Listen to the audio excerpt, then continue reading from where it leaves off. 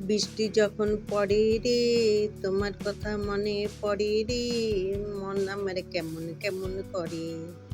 আজ বানাবো বটবটির পকোড়া। বটবটি দুই সাইড থেকে আমি কেটে ফেলে দিয়েছি।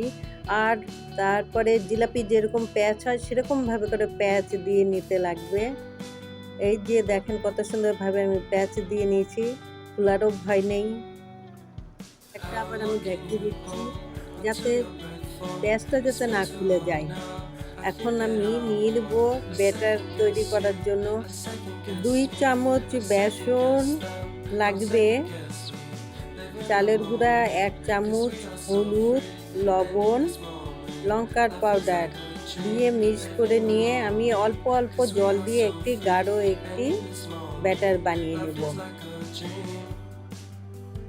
কড়াইয়ের মধ্যে আমি রিফাইন তেল, যে যেরকমভাবে মানে কি পছন্দ করেন তেলটা নিয়ে নেবেন আপনারা ভাজার জন্য।